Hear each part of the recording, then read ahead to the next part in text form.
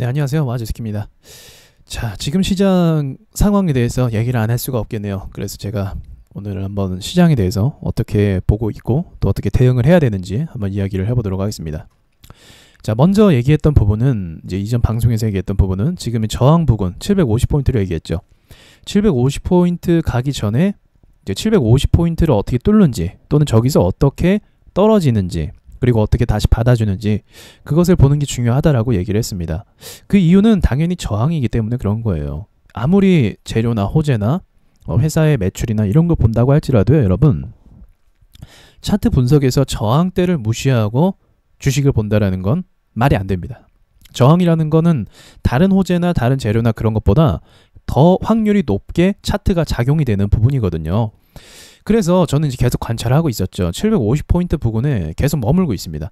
이런 뭐 1, 2포인트 뚫고 뭐 이런 것까지는 뭐 체크를 한다기보다 이 부근을 이제 며칠 동안의 매수세로 이게 덩어리가 크잖아요. 그래서 덩어리가 크기 때문에 이 코스닥 시장이 뭐 시간을 두면서 계속적으로 상승하는 그림을 가주냐, 아니면 이 저항에서 이제 떨어지는데 그 떨어지는 폭이 얼마나 세고 그리고 어디서 돈들이 다시 들어오면서 받아주고 올라가느냐, 이런 것들을 보는 게 굉장히 중요한 거죠.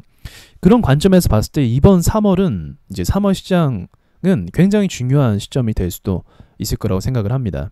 근데 그 이제 어쨌든 조정 단계로 들어가는 건데 이 조정이 악재를 통한 조정이 되어버렸다는 거죠. 그렇다라고 한다면 자금이 이탈되는 그 속도가 더 빠를 것이라고 저는 예상을 하는 거예요. 그래서 지금부터 월요일, 다음 주 월요일, 화요일이 저는 굉장히 중요한 시점이라고 생각을 합니다. 월요일은 미처 이제 나가지 못한 돈들이 나갈 것이고, 화요일은 이제 추가적으로 돈이 빠질 거냐 아니면 돈들이 들어올 거냐, 그거를 볼 수가 있거든요. 우리의 어떤 영역은 아니에요. 자, 그런 관점이고요. 분봉으로 잠깐 볼게요. 자, 분봉으로 보면 미친 듯이 빠졌어요. 왜냐면 이게 분위기가 정말 안 좋았어요. 여러분, 장중에 이제 무슨 일 있었어요? 막 이렇게 묻는 분도 있더라고요. 예, 무슨 일 있었습니다. 뭐냐면 트럼프랑 김정은이랑 이제 협상이 결렬이 났습니다. 마음에 안 든다 이거죠. 예, 마음에 안 들만도 해요. 핵도 이제 다 숨겨놓고 이제 뭐 그렇게 하고 다 걸렸으니까. 어쨌든 분위기가 무척 좋지 않아서 이렇게 박살이 나버린 겁니다. 왜냐하면 오후에 그 오찬이라고 하나요? 그것도 다 오후에 일정 다 취소해버리고 그냥 가버렸잖아요. 이게 얼마나 사람들이 봤을 때 뭐야 이거 이러잖아요. 그러니까 이제 나중에 인터뷰에서 뭐 그러진 않았다 이렇게 얘기하는데, 뭐가 그러지 않아요. 그러지 않으면 뭐 차라도 한잔 하던가. 어쨌든 그랬던 거예요. 사실은 그러지 않은 게 아니에요. 그래서 주가가 쭉쭉 빠진 겁니다. 제 생각에는 그냥 겉으로 일봉으로 봤을 때는 악재치고는 많이 안 빠졌다라고 보기도 하거든요. 네, 많이 빠진 건 맞지만, 근데 이게 만약에 장 중반 12시 정도부터 12시 이 정도부터 빠지기 시작했다면 제가 봤을 때는 3% 이상은 더 빠졌을 수도 있을 거라고 봐요. 예. 그나마 이제 장 후반이라 이 정도 빠진 거고, 그나마 또 이제 월요일날 우리가 대응할 수 있는 여지가 또 생긴 거라고 볼 수가 있는 거죠.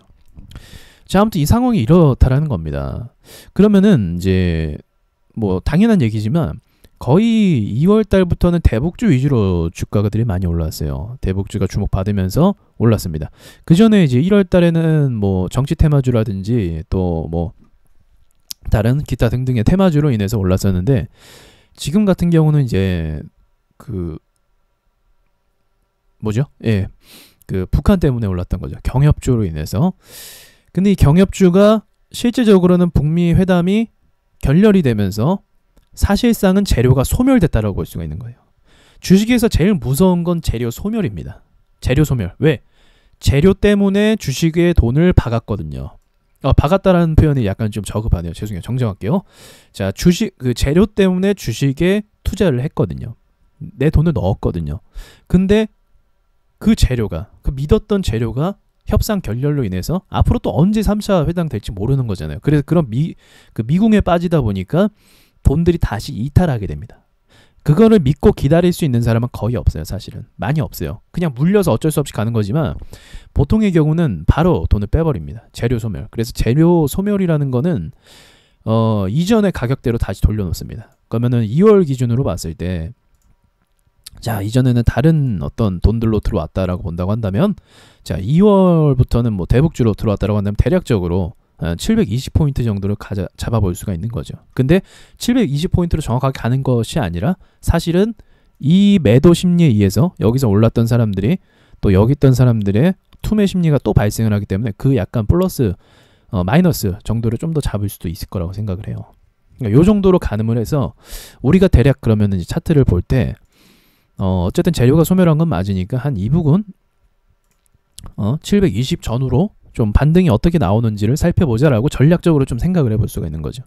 어쨌든 저항에서 지금 악재가 없었더라도요, 제가 봤을 때는 밀릴 수밖에 없어요. 왜냐하면 지금 자세히 보시면 이 750포인트를 못 뚫고 있거든요. 여기서 돈들이 많이 묶여서 이걸 어떻게 소화해야 되는지, 만약에 이제 북미 회담이 긍정적인 결과로 갔다라고 한다면 일시적으로 돈이 엄청 들어왔을 거라 저는 봅니다. 근데 이제 결렬이 됐기 때문에 빠졌고 가뜩이나 저항대인데 더 빠지겠죠. 그러면은 여기서부터는 요 정도로 잡고 대응을 해볼 수 있지 않을까 생각을 합니다. 그러면 여러분들 입장에서는 이제 실제로 어떻게 해야 될까요? 아마 이 지금 떨어진 이런 그 크기로 봤을 때는 손실률이 플러스 5%, 마이너스 5% 정도씩은 더 아마 잔고에서 추가가 됐을 거예요. 쉽지 않은 상황이라는 거죠. 근데 첫 번째 원칙은요, 지금 상황에서는 비중을 줄여 나가는 게 맞습니다, 여러분. 지금 상황에서는 비중을 줄여 나가는 게 맞아요. 그래서 월요일 되시면 이제 반등이 나오는지 오전장을 좀 지켜보셨다가 반등이 만약 나온다라고 하면 일부 약간 덜어 가세요. 일부 약간 정리해야 돼요, 꼭.